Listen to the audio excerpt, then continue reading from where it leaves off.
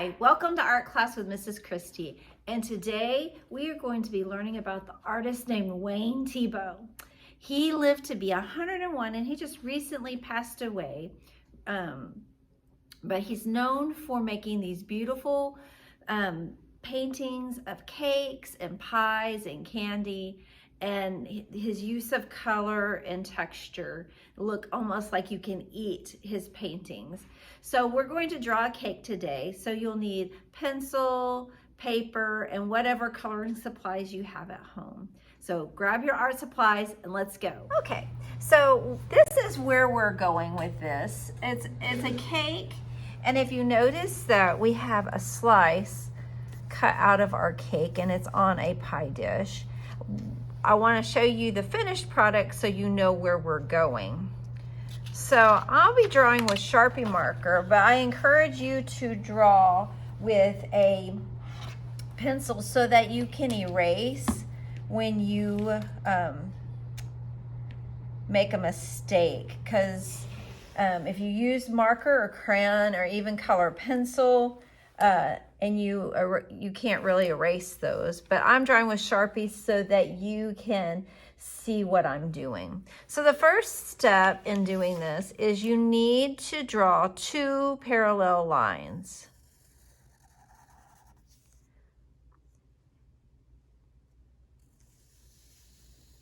That are even, they're even with each other. The next is we're gonna actually make the slice, and it's like making a triangle that goes up to an angle. And remember, you can pause the video and catch up. Okay, and so now we have our slice. Now we're gonna do the top of the cake. I'm gonna start here and we're gonna go around, and we wanna go bigger than the slice. My hand got a little wobbly right there. So that's why I encourage you to use your pencil.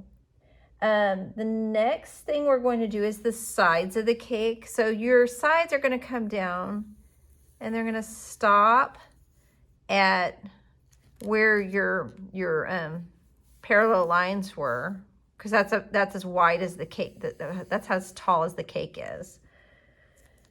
So we're going to do both sides of the cake, and then we're going to connect those and make them rounded.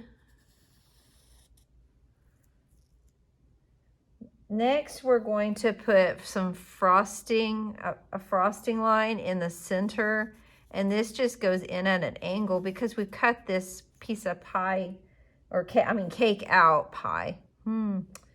I must be hungry. And then you're gonna make another line that goes along with that. So it looks like the slice has been cut out. Next thing we're going to do is we're gonna put our cake on a plate. So to put our cake on a plate, you're making a rounded line that goes around the bottom, like so. If you want it on like a stand, all you have to do is draw a little stand at the bottom, and you can make that stand look any way you want. You can change that up if you want it like decorative, or you want it just straight, a line. The next thing is, if you want frosting and decoration on your cake, you're going to do, you can do like it's dripping down on your cake. And then if you wanted like if you wanted to do some little flowers, on the first one I just did some swirls. You could be creative with it. You could do a little like rose, like a little rose.